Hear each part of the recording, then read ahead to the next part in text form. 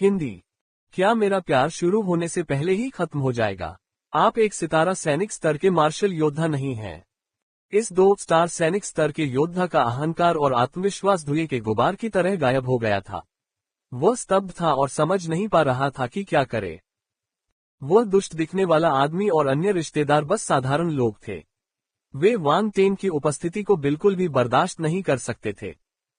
उनकी नजरों में वांग टेन एक डरावने जानवर की तरह था जो उन्हें घूर रहा था, जैसे कोई शिकारी उन्हें निगलने की प्रतीक्षा कर रहा हो।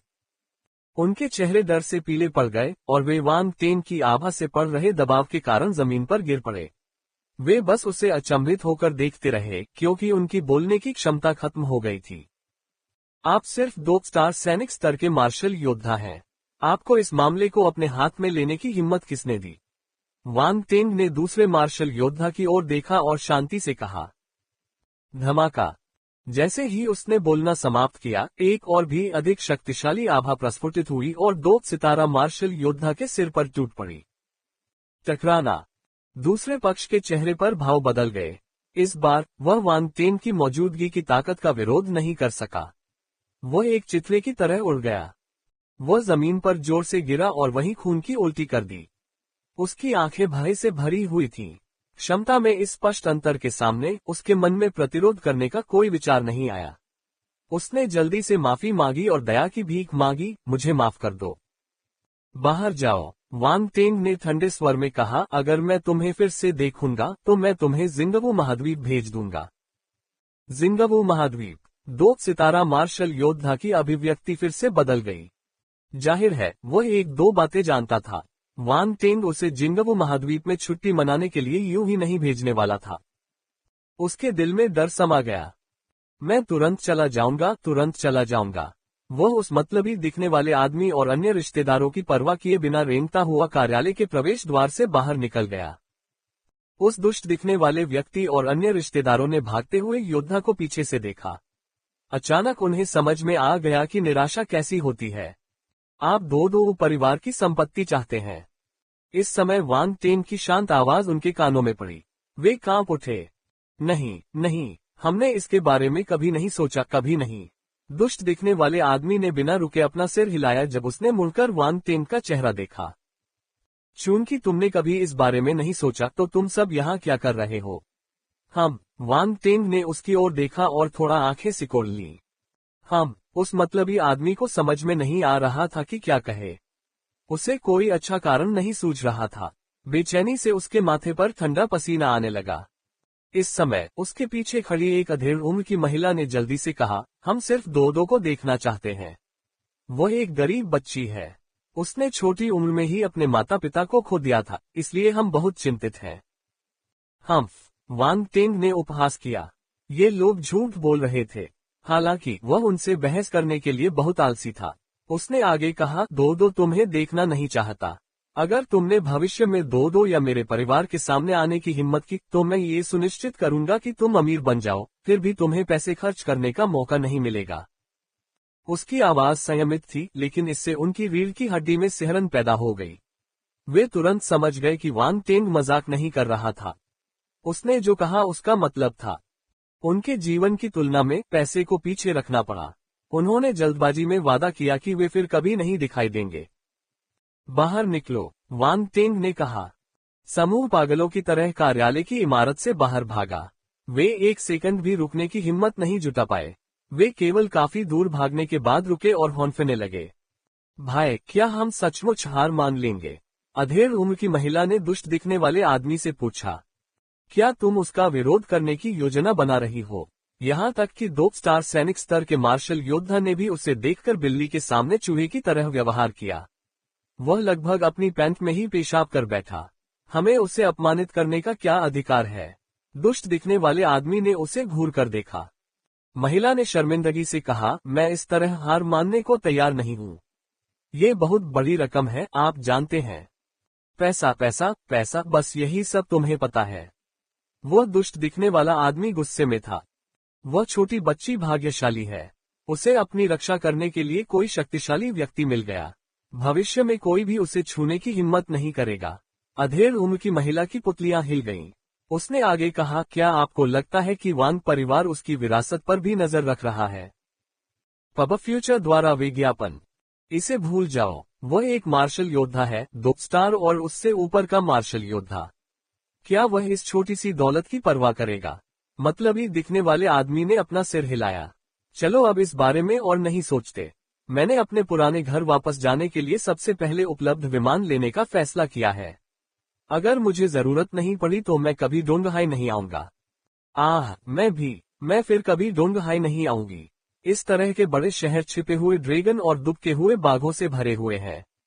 यह ऐसी जगह नहीं है जिसे हम संभाल सकें, मध्यम आयु वर्ग की महिला ने थोड़ा उदास होकर कहा।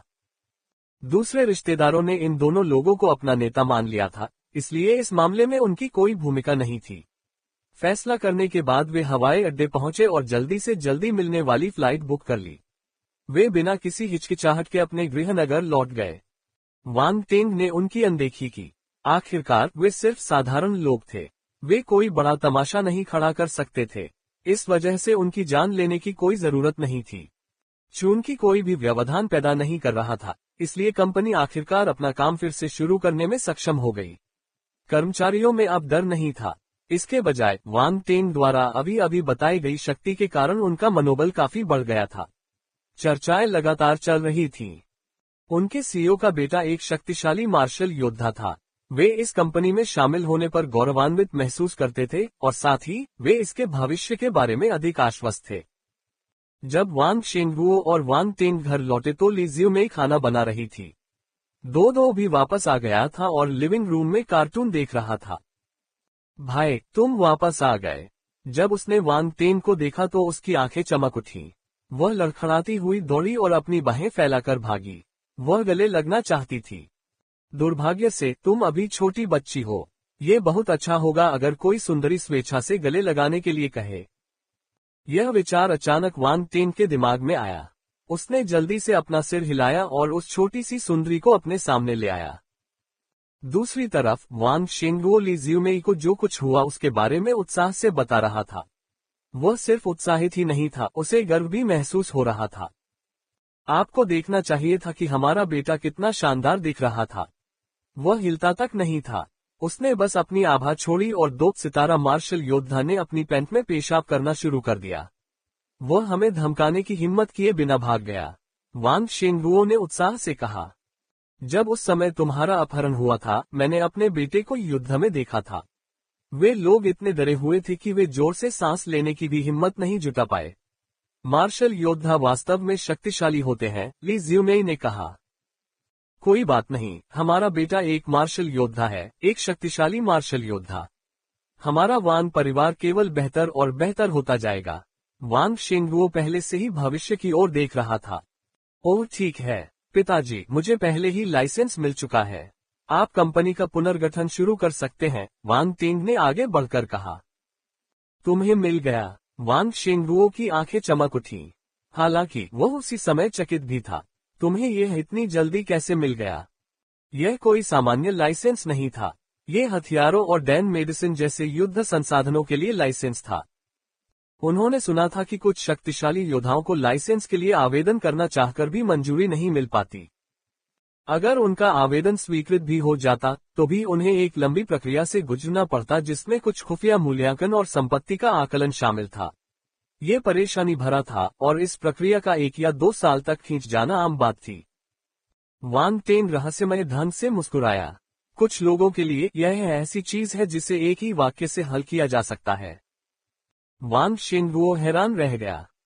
ऐसा लग रहा था कि वांग टेंग को अत्यंत शक्तिशाली समर्थन प्राप्त था। वह और अधिक उत्साहित हो गया। वांग टेंग का समर्थन जितना मजबूत होगा, उनके वांग परिवार को उतना ही अधिक लाभ मिलेगा। लेकिन दोबारा सोचने पर उसे अचानक से वांग टेंग को समझ पाना कठिन होता चला गया। वांग टेंग न केवल योग्यता के मामले में मजबूत था, बल्कि उसके पास एक ऐसी शक्तिशाली पृष्ठभूमि भी थी जिसके बारे में उसे पहले से पता नहीं था।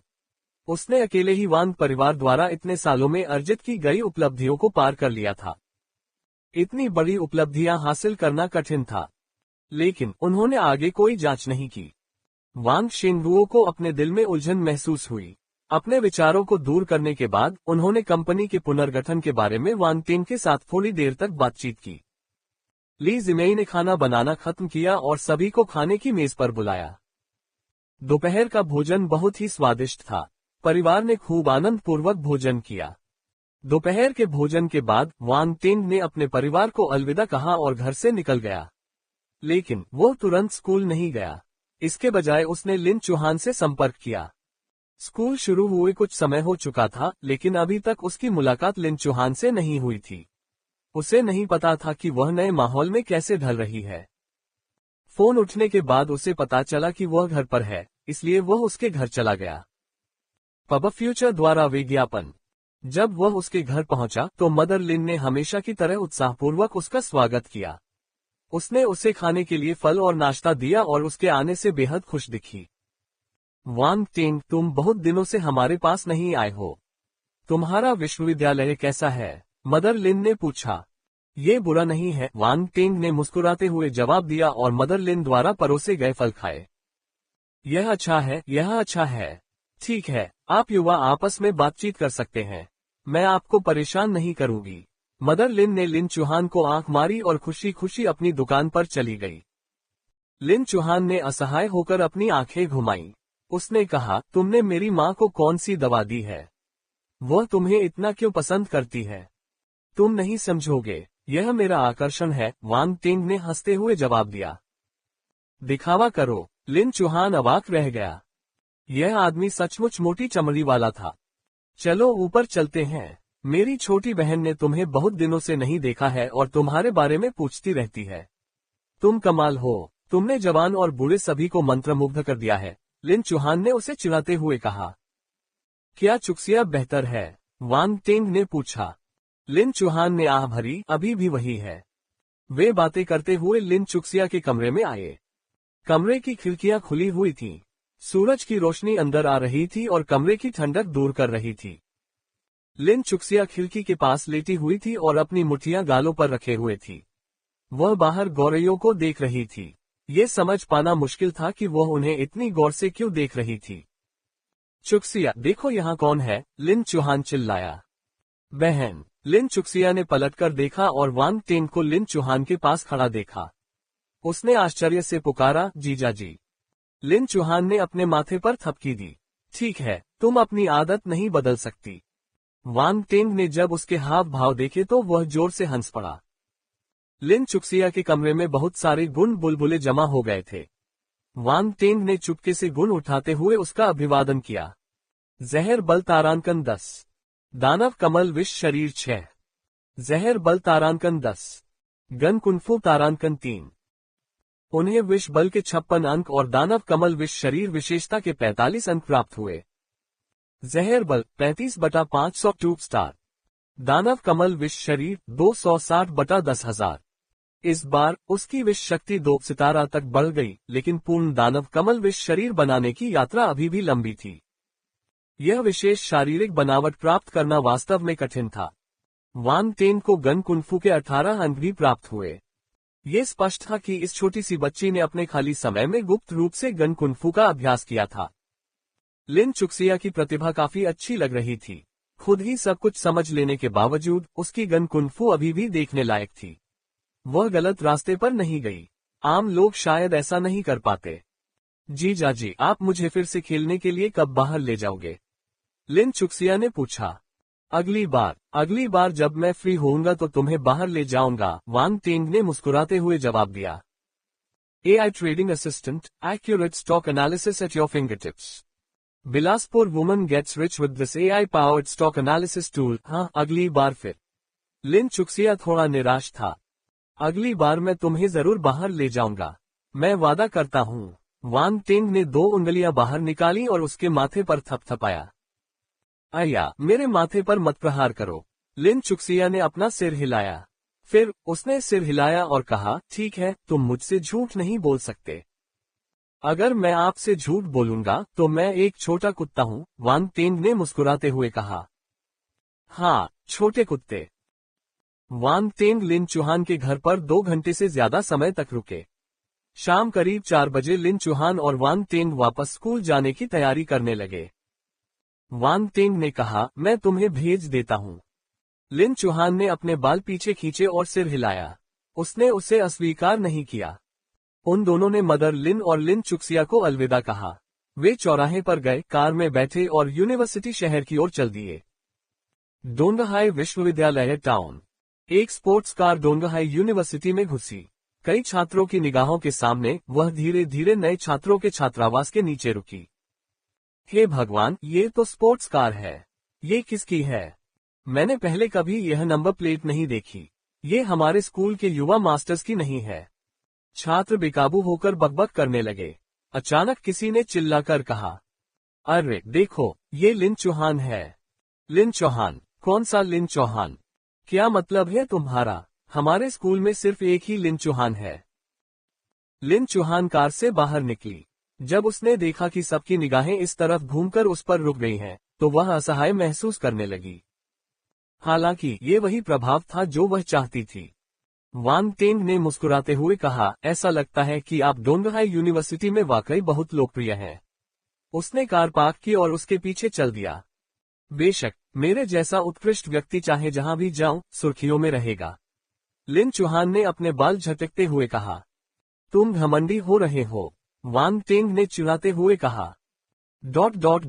लिन चौहान को अचानक एहसास हुआ कि वह वांग टेंग की बुरी आदतों से प्रभावित हो गई है और बेतरतीब ढंग से बोलने लगी है। उसने अजीब तरह से खांसते हुए कहा, थोड़ी देर यहाँ रुको। मैं अपना सामान अपने छात्रावास में रख दूंगी और तुम्हें खाना खिलाने आऊंगी। ठीक है, आगे बढ़ो, वांग टेंग ने सिर हिलाया। लिन चौहान अपना बैग छात्रावास तक ले गई, जबकि वांग टेंग वहीं पर इंतजार कर रहा था।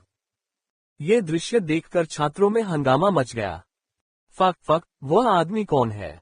लिन चौहान अपनी कार से बाहर निकला और उससे बहुत विनम्रता से बात भी की। ये बहुत बुरा है, मेरी बर्फ देवी को किसी ने पिघला दिया।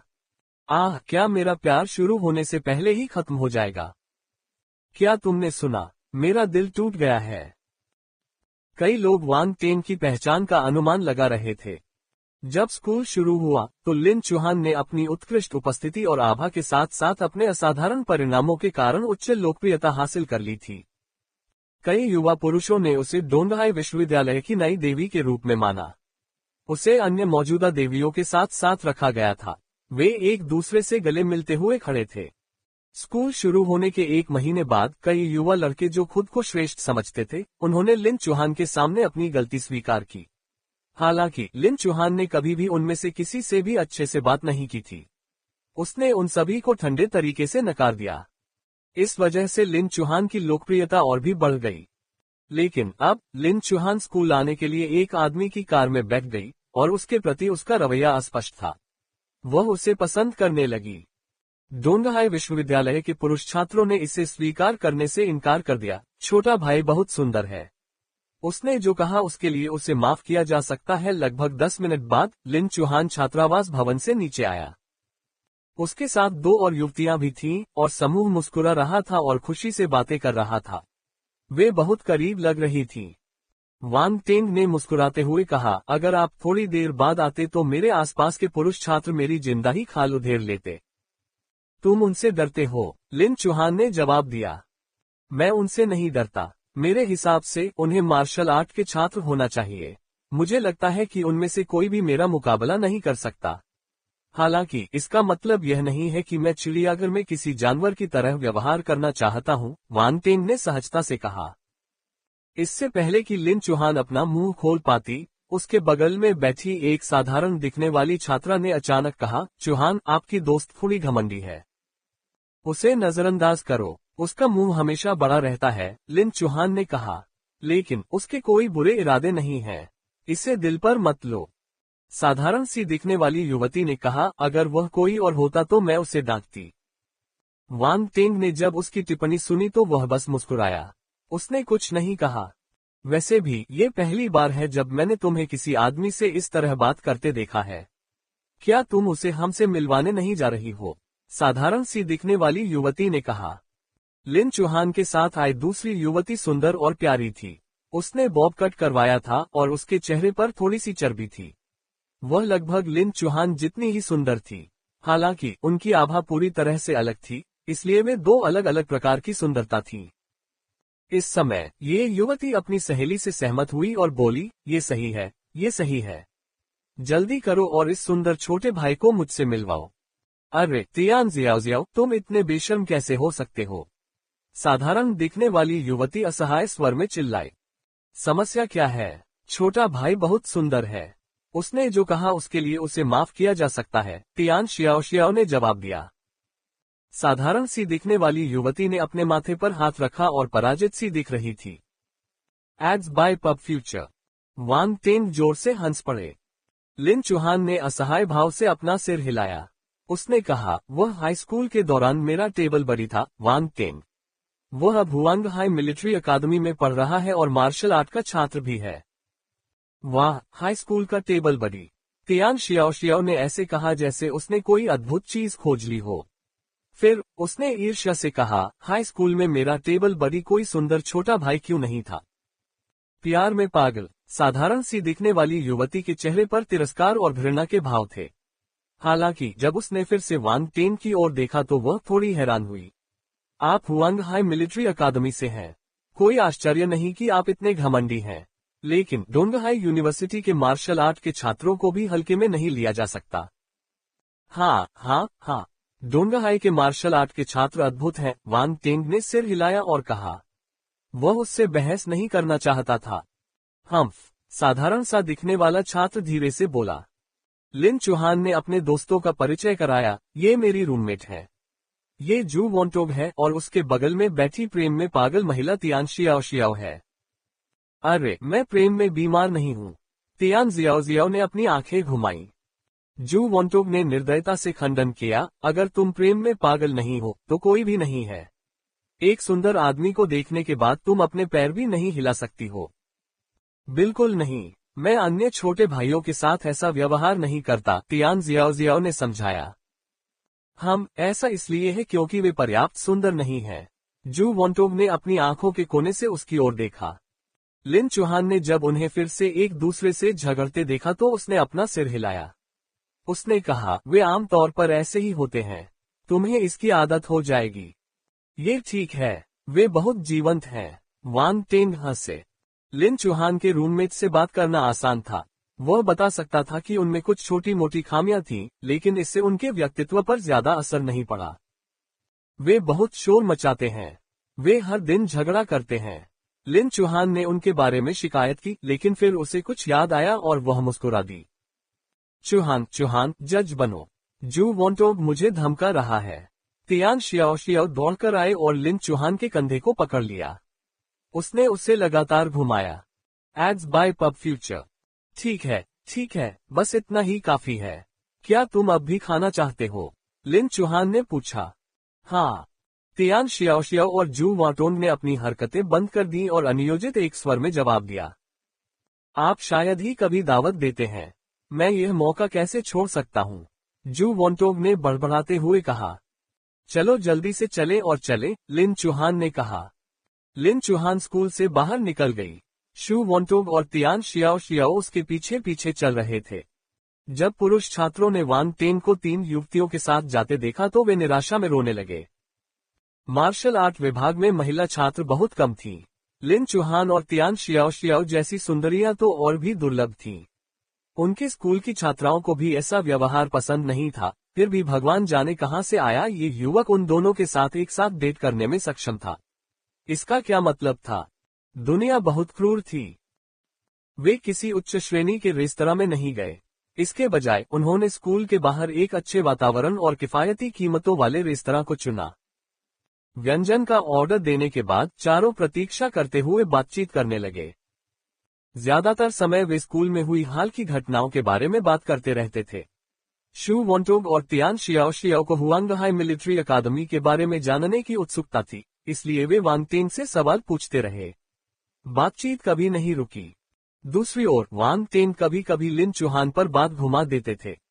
वे बात को घुमा फिराकर लिन से उसके स्कूल के अनुभवों के बारे में बात करने में कामयाब हो जाते थे।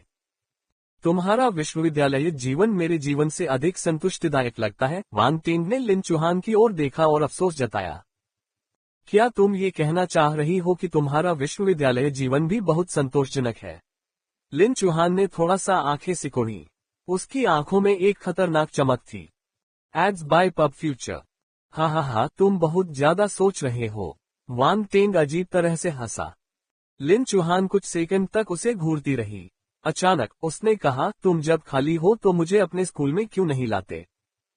हाँ, वांग टेंग चौंक गया। वह आत्ममुग्ध होने लगा क्योंकि उसने खुद से सोचा, मैं अपने स्कूल में एक प्रभावशाली व्यक्ति हूँ और युवा महिलाओं के बीच काफी लोकप्रिय हूँ। अगर लिन चुहान ये देखेगी तो उसे जलन हो सकती है। क्या ये संभव नहीं है? लिन चुहान ने पूछा। ऐसा नहीं है। अगर बाहरी लोग मेरे स्कूल में आना चाहते हैं तो मुझे आवेदन करना होगा, वांग टेंग ने कहा। लिन चुहान ने जवाब दिया, तो आप जाकर आवेदन दायर कर सकते हैं। ऐसा लग रहा था कि वांग टेंग ने कोई बड़ा फैसला कर लिया है। उसने सिर हिलाया और कहा, ठीक है, मुझे पहले ही बता दो कि तुम कब मुझसे मिलने आने वाले हो। मैं तुम्हारे लिए आवेदन कर दूंगा। अंततः लिन चुहान के चेहरे पर संतुष्टि का भाव प्रकट हुआ। खाना खत्म होने के बाद वांग टेंग ने लिन चुहान को वापस उसके छात्रावास में भेज दिया। देर हो रही है, मुझे भी स्कूल वापस जाना है। वांग टेंग ने कार का दरवाजा खोला और लिन चुहान से कहा। ठीक है। लिन चुहान ने थोड़ा सिर हिलाया। उसने आगे कहा, आज मेरे साथ आने के लिए धन्यवाद। तुम्हें मेरा शुक्रिया अदा करने की जरूरत नहीं है। वांग टेंग ने हाथ हिलाया। मैं जा रहा हूँ। वह अपनी कार में वापस बैठा और चला गया। आपको मुझे धन्यवाद देने की जरूरत नहीं है। वाह, छोटा भाई वांग टेंग वास्तव में सुंदर है। तियान जियाओ ने अपने हाथों को एक साथ जोड़ा और स्वप्निल ढंग से कहा। चलो चलें, प्रेम में पागल औरत। लिन चुहान ने बेकाबू होकर अपना माथा पीट लिया। सचमुच, उसने माहौल खराब कर दिया। छात्रावास में प्रवेश करने के बावजूद उनकी आवाजें अभी भी धीमी गति से सुनी जा सकती थीं। चुहान, क्या तुम्हें छोटा भाई वांग टेंग पसंद है? ये कैसे संभव है? ऐसी स्थिति में मैं आज रात उससे संपर्क करूंगा। मैंने उसे वीचैट से जोड़ लिया है। वांग टेंग कौन प्रतिभाशाली नहीं था। जब वांग टेंग अपने स्कूल पहुंचा तो रात के 8 बज चुके थे। वह अपनी कार से विश्वविद्यालय में गया। आखिरकार डोंगहाई जैसे बड़े शहर में बिना कार के बाहर जाना असुविधाजनक था। इसलिए स्कूल ने अपने छात्रों और शिक्षकों के लिए अलग से पार्किंग स्थल बनाए थे। इस क्षेत्र में मार्शल आर्ट के छात्रों और सामान्य छात्रों को अलग अलग उपचारों का आनंद मिला। स्कूल में सामान्य छात्रों को स्कूल आने के लिए गाड़ी चलाने की अनुमति नहीं थी। उन्हें स्कूल परिसर में पूरी तरह से बंद कर दिया गया था। हालांकि मार्शल आर्ट के छात्रों को इस नियम का पालन नहीं करना पड़ता था। हालांकि यह कोई विशेष व्यवहार नहीं था। मार्शल आर्ट के छात्रों की समाज में अलग अलग स्थिति थी, इसलिए वे हर समय नियमों का पालन नहीं कर सकते थे।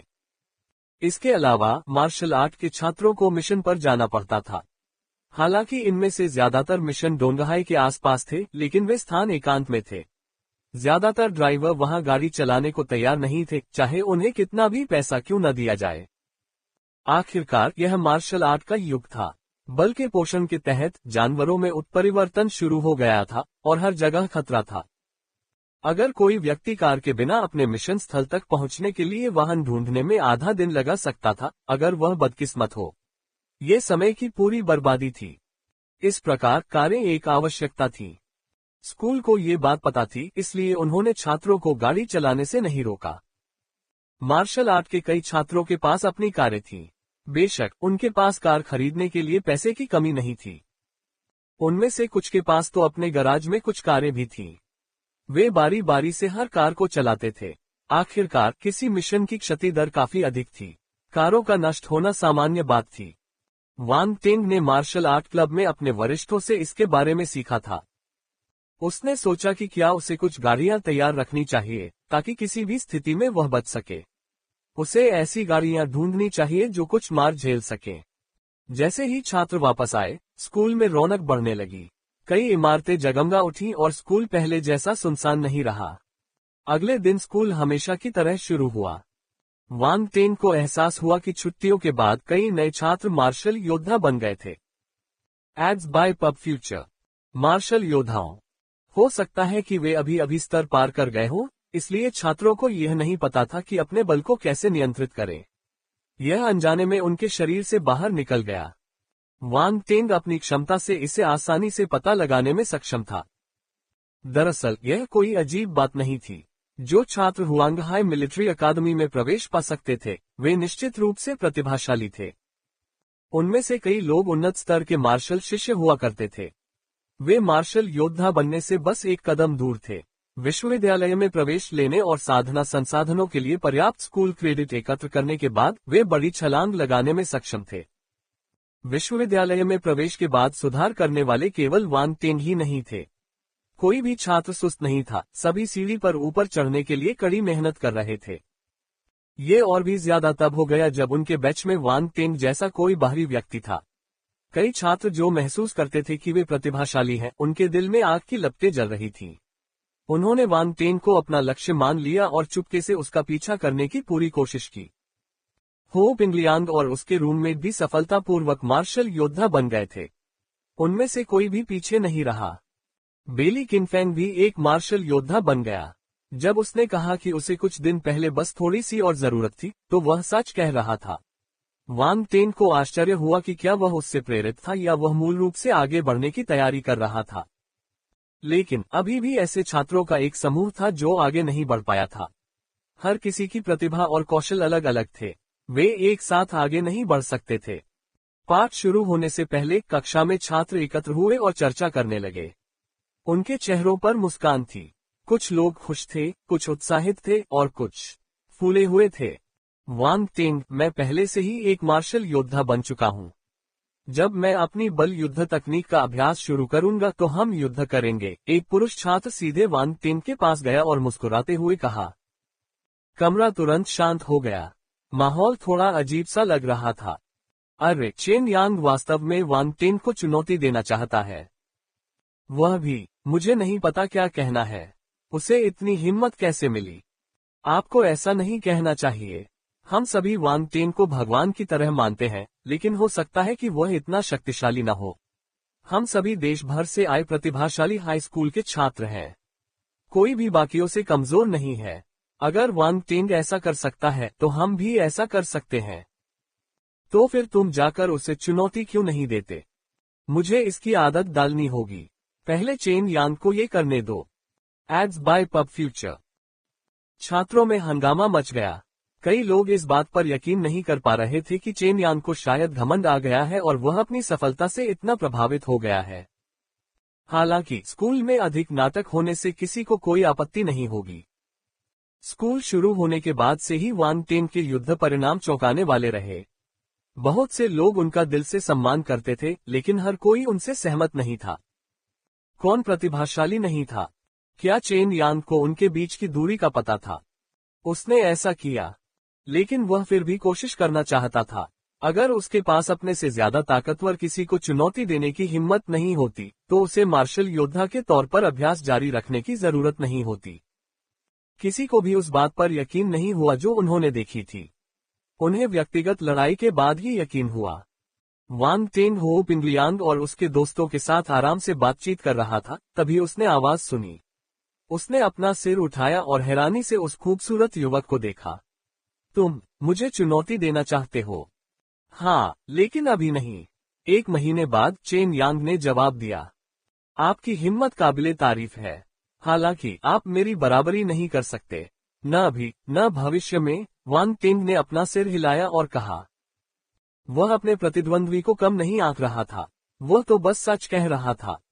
इस दौरान वह अपने से आगे की ओर लक्ष्य साध रहा था।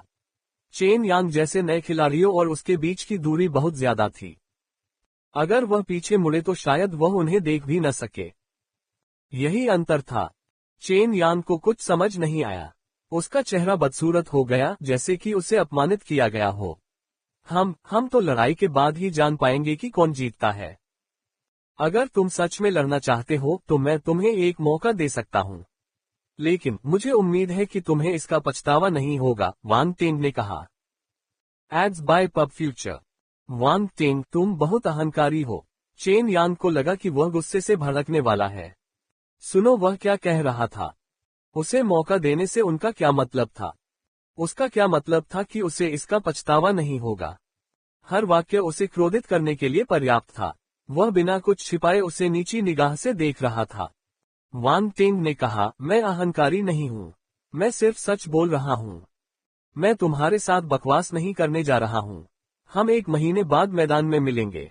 चेन यांग ने ये वाक्य फेंक दिया और चला गया। वांग टेंग ने अपना सिर हिलाया। चेन यांग को उनकी क्षमताओं में अंतर बिल्कुल भी पता नहीं था। वह 4 सितारा सैनिक स्तर का मार्शल योद्धा था जो 5 सितारा योद्धाओं को मार सकता था। दूसरी ओर चेन यांग ने अभी अभी 1 सितारा सैनिक स्तर पर कदम रखा था। वांग टेंग की बढ़ती गति के आधार पर उसे नहीं पता होगा कि 1 महीने बाद वह कितना शक्तिशाली हो जाएगा। चेन यांग अधिकतम 2 स्टार सैनिक स्तर पर होगा। वह उसके साथ कैसे लड़ सकता था? उसने उसे ईमानदारी से मनाने की कोशिश की थी, लेकिन दूसरा पक्ष नहीं माना। उसने ये भी सोचा कि वांग टेंग उसे अपमानित कर रहा है। इंसान ईमानदार सलाह नहीं सुनते। वांग टेंग ने दिल में आह भरी। भाई टेंग, क्या तुम सचमुच उससे लड़ने जा रहे हो? हो पिंगलियांग ने झुककर पूछा। लू शू और उसके दोस्त भी उसे देख रहे थे। वे सभी उत्सुक थे। वे चेन यांग की प्रशंसा करते थे, क्योंकि वह पहला व्यक्ति था जिसने वांग टेंग को चुनौती देने की हिम्मत की थी। इससे कोई फर्क नहीं पड़ता था कि वह बहादुर था या मूर्ख। कम से कम उसने कुछ ऐसा किया जो करने की हिम्मत उनमें नहीं थी। ये सही है। चूंकि वह लड़ना चाहता है, इसलिए मैं उसे संतुष्ट करूंगा। वैसे भी इसमें ज्यादा समय नहीं लगेगा, वांग टेंग ने शांति से उत्तर दिया। तो फिर तुम्हें उस पर कुछ दया दिखानी चाहिए। हम सभी सहपाठी हैं, हो पिंगलियांग ने कुछ कहने से पहले झिझकते हुए कहा। ... वांग टेंग अवाक रह गया। क्या मैं ऐसा व्यक्ति हूं जो नहीं जानता कि कब रुकना है? मुझे इस बारे में पक्का पता नहीं है। हालांकि पूरा स्कूल जानता है कि लोगों को सींग देने का आपका विशेष शौक है, सोंग शुहांग ने धीरे से कहा। वांग टेंग, वे मेरी प्रतिष्ठा बर्बाद करने की कोशिश कर रहे हैं। NO12BIN.C अध्याय 245। चेन यांग का चेहरा हरा हो गया। बैटल क्लास 1 के छात्रों ने खबर फैला दी कि चेन यांग वांग टेंग को चुनौती देना चाहता है। बहुत जल्द अधिकांश नए छात्रों को इसके बारे में पता चल गया। हालांकि इसका चेन यांग से कोई लेना देना नहीं था। मुख्य कारण ये था कि वांग टेंग अब बहुत प्रसिद्ध हो चुका था। उन्होंने लगातार कुछ शीर्ष 100 वरिष्ठों को हराया था। यह कोई साधारण उपलब्धि नहीं थी। वह न केवल प्रसिद्ध था, बल्कि उसकी प्रतिष्ठा भी अच्छी थी। बहुत से लोग उस पर गर्व महसूस करते थे। वांग टेंग की मौजूदगी की वजह से उच्च स्तर के उनके वरिष्ठों को नए छात्रों के इस बैच से बहुत उम्मीदें थीं। वे उनके साथ वैसा व्यवहार नहीं करेंगे जैसा उन्होंने पिछले बैचों के साथ किया था। आप कह सकते हैं कि यदि वांग टेंग मदद के लिए पुकारेगा तो कम से कम 1/3 नए छात्र उसकी सहायता के लिए आगे आएंगे।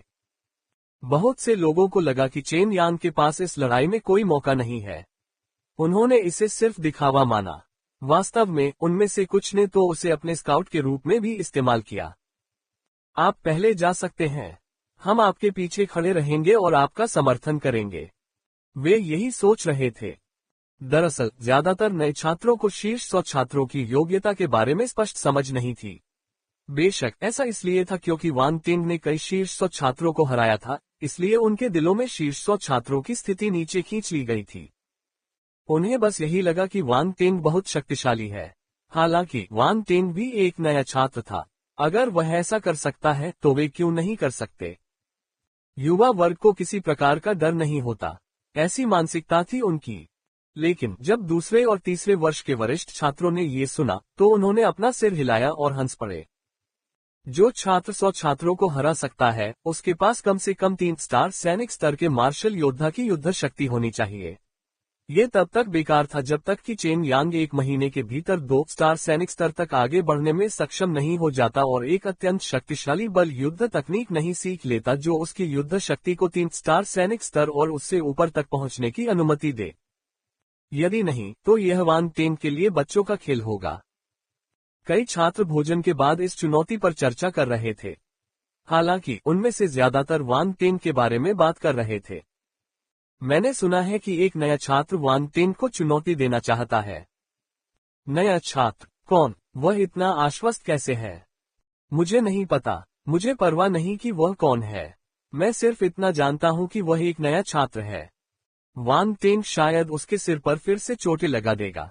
आखिरकार तीसरे और चौथे साल के सीनियर भी इससे बच नहीं पाए। चेन यांग ने स्कूल और कैफेटेरिया में रास्तों पर चलते हुए ऐसी चर्चाएं सुनी। उसे एहसास हुआ कि वह पृष्ठभूमि बन गया था। पृष्ठभूमि को नरक में भेजो। क्रोध से उसका चेहरा हरा हो गया। पहले तो उसने सोचा कि यह उसके लिए मशहूर होने का एक अच्छा मौका है, लेकिन चीजें अप्रत्याशित दिशा में चली गईं। किसी को उसकी परवाह नहीं थी। वे सभी चर्चा कर रहे थे कि 1 महीने बाद वान टेन उसे कैसे परेशान करेगा। मेरा इंतजार करो। मैंने एक चरम मार्शल शिष्य के रूप में विश्वविद्यालय में प्रवेश किया। मेरे परिवार और स्कूल द्वारा दिए गए संसाधनों के साथ मुझे विश्वास है कि मैं 1 महीने में वान टेन को पकड़ सकता हूँ। प्रश्नवाचक चिन्ह। चेन यांग ने अपनी मुट्ठी भींच ली और अपने दांत पीसते हुए खुद से गुस्से में सोचा। वह आराम करने के लिए बाहर जाना चाहता था, लेकिन अब वह मुड़ा और वास्तविक युद्ध प्रशिक्षण भवन की ओर चल पड़ा। खेती करो, खेती करो, मृत्यु तक खेती करो। इस आयोजन की लोकप्रियता कुछ ही दिनों तक रही। हर कोई पाठ और साधना में व्यस्त था। कौन हर दिन इसकी परवाह करेगा? खास तौर पर वे लोग जो मार्शल योद्धा नहीं बने थे। वे जल्द से जल्द सभी को पछाड़ना चाहते थे, इसलिए उन्होंने बहुत मेहनत की। नए नए मार्शल योद्धा बने लोगों ने भी आराम नहीं किया। वांग टेंग ने पहले ही एक उदाहरण स्थापित कर दिया था। उन्हें उसकी ओर दौड़ने और उनके बीच की दूरी कम करने के लिए कड़ी मेहनत करनी पड़ी। समय बीतता गया। हर दिन वांग टेंग कक्षाओं में जाता, विशेषताएं सीखता, अपनी कक्षाएं समाप्त करता, विशेषताएं सीखता। ज्ञान प्राप्ति और आत्मा के उत्थान के बाद उसकी साधना की गति भी तेज हो गई। जब वह मुक्त होता तो वह अपनी युद्ध तकनीकों का अभ्यास करता। उसकी सभी युद्ध तकनीकें लगातार आगे बढ़ती रहीं। उनका कैंपस जीवन अत्यंत संतुष्टिप्रद था। बुधवार का दिन था और वांग टेंग का आज सिद्धांत का पाठ था। गुणधर्म चुनने के बाद वह चला गया। वह सिर्फ विशेषताओं को समझकर सैद्धांतिक ज्ञान प्राप्त करने में सक्षम था। उसकी प्रगति अन्य छात्रों से आगे थी। यह उसके लिए बहुत आसान था। वह एक स्टार छात्र के मार्ग पर आगे और आगे बढ़ रहे थे। फिर वह एक पाठ का निरीक्षण करने के लिए दान संकाय की ओर भागा। वह कीमिया, रून और लोहारी में बहुत रुचि रखता था। अधिक कौशल होना हमेशा अच्छा होता है। इस प्रकार आमतौर पर जब भी उन्हें मौका मिलता, वे अन्य संकायों के पाठों का अवलोकन करते थे। वह पहले भी कई बार वहां जा चुका था, इसलिए संकाय के सभी प्रशिक्षकों पर उसका प्रभाव पड़ा। उन्होंने भी उस पर अधिक ध्यान दिया। यह एक उत्कृष्ट छात्र था जो मार्शल आर्ट में बेहद प्रतिभाशाली था। वे नहीं चाहते थे कि वह गलत रास्ते पर चले। हालांकि उन्होंने देखा कि अन्य विषयों में भी उसकी प्रतिभा काफी अच्छी थी। इस प्रकार उन्होंने उस पर अधिक ध्यान दिया। जैसे जैसे समय बीतता गया, दूसरे संकायों के छात्र इसे और बर्दाश्त नहीं कर सके। वे अपने दिल में बड़बड़ाने लगे, अरे हम आपके बच्चे हैं। वांग टेंग दूसरे संकाय से है, कृपया उसे ज्यादा प्यार न दिखाए टिल्डा। डैन संकाय के प्रशिक्षक शा झुक्सियू ने मंच पर खड़े होकर कहा, आप कुछ समय से आध्यात्मिक जड़ी बूटी विभेदन का अध्ययन कर रहे हैं। चलो आज एक परीक्षा लेते हैं। कक्षा के मॉनिटर आगे आओ और पेपर बांटने में मेरी मदद करो। ये तो बहुत ज्यादा है। हमारे प्रशिक्षक एक सरप्राइज क्विज ले रहे हैं। पब फ्यूचर द्वारा विज्ञापन। मैंने रिवीजन नहीं किया, मैं परीक्षा कैसे दे सकता हूँ? ये सही है। प्रशिक्षक शाह बहुत चालाक है। उसने हमें पहले से सूचित नहीं किया। नीचे बैठे छात्र दर्द से रोने लगे। डैन क्लास 1 का क्लास मॉनिटर अनिच्छा से उठकर पोडियम पर पेपर लेने चला गया। उसने सभी को पेपर बांट दिए। पहले तो उसे लगा कि क्लास मॉनिटर होना अच्छी बात है, लेकिन ऐसा नहीं था। प्रशिक्षक जब भी जरूरत होती उसे बुलाता और उसके साथ कुली जैसा व्यवहार करता। आध्यात्मिक जड़ी बूटियों के भेदभाव में आपके पास एक मजबूत आधार होना चाहिए। आपकी कीमिया का परिणाम इस बात पर निर्भर करेगा कि आपने अतीत में कितनी मेहनत की है। क्या आप चाहते हैं कि जब आप सभी दान बना रहे हो तो मैं आपको संशोधन करने का समय दूं? शा झुक्सियू ने पूछा। शिक्षक, आपने इतने सालों तक कड़ी मेहनत की है, लेकिन हमने अभी अभी सीखना शुरू किया है। इसमें बहुत सारी आध्यात्मिक जड़ी बूटियां हैं और किताब शब्दकोश जितनी मोटी है। हम सब कुछ कैसे याद रख सकते हैं? छात्र फूट फूट कर रोए। इसलिए तुम्हें और भी ज्यादा मेहनत करनी होगी। शा झुक्सियू ने उन्हें प्रोत्साहित किया। उन्होंने आगे कहा, चिंता मत करो, ये सिर्फ एक छोटी सी परीक्षा है, ये देखने के लिए कि तुमने कितना ज्ञान प्राप्त किया है। इससे मुझे ये पता चल जाएगा कि मैं तुम्हें किस तरह से मार्गदर्शन करूं। क्लास मॉनिटर ने सबको स्क्रिप्ट थमा दी। जब वह वांग टेंग के पास पहुंचा तो उसके हाथ में एक आखिरी पेपर था। प्रशिक्षक ने वांग टेन के लिए भी पेपर का एक सेट तैयार किया था। क्लास मॉनिटर असहाय महसूस कर रहा था। यह आदमी हर जगह क्यों था? उनकी युद्ध प्रतिभा असाधारण थी और उन्होंने जड़ी बूटी के क्षेत्र में भी उच्च योग्यता प्रदर्शित की। ये क्रोधित करने वाला था। मुझे आश्चर्य है कि तुम कितने अंक प्राप्त करोगे। उसने टेस्ट को वांग टेन की मेज पर पटक दिया और अपनी सीट पर वापस चला गया। स्क्रिप्ट पर नजर डालने से पहले वांग टेन ने अपना सिर हिलाया। परीक्षण शुरू हुआ। हालांकि छात्रों ने शिकायत की और रोना रोया, फिर भी उन्होंने आज्ञाकारी ढंग से पेपर किया। कक्षा में केवल पेपर पर कलम से लिखने की आवाज सुनाई दे रही थी। ये पेपर ज्यादा कठिन नहीं है। वांग टेन ने प्रश्नों को ध्यान से पढ़ा और तेजी से लिखना शुरू कर दिया। आधे घंटे से भी कम समय में उसने पूरा प्रश्न पत्र हल कर लिया। उसने प्रश्न पत्र सौंप दिया और जाने के लिए तैयार हो गया। ऐसा लग रहा था कि आज कोई विशेषता लेने लायक नहीं थी। वांग टेन, तुम्हारा काम हो गया। शा झुक्सियू को आश्चर्य हुआ। उसने टेस्ट पेपर देखा जो लिखावटों से भरा हुआ था। वांग टेन ने वाकई पेपर पूरा कर लिया था। उसने भौहें सिकोड़ी और कहा, क्या तुम इसका निरीक्षण करना चाहते हो? NOWELLBEIN.CO। नहीं, यह इतना मुश्किल नहीं है, वांग टेन ने शांति से कहा। मुश्किल नहीं है। शा झुक्सियू ने उसकी ओर देखा। उन्होंने खुद ही सारे प्रश्न तैयार किए थे, इसलिए उन्हें पता था कि उनमें से कुछ प्रश्न काफी कठिन थे। एक नौसिखिया हर सवाल का जवाब नहीं दे सकता था। खास तौर पर आखिरी 2 सवाल। वे बेहद कठिन थे। जिन छात्रों को आध्यात्मिक जड़ी बूटियों की गहरी समझ नहीं थी, वे शायद सिर्फ 1 या 2 बिंदुओं का ही जवाब दे पाते। फिर भी वांग टेन ने कहा कि यह मुश्किल नहीं था।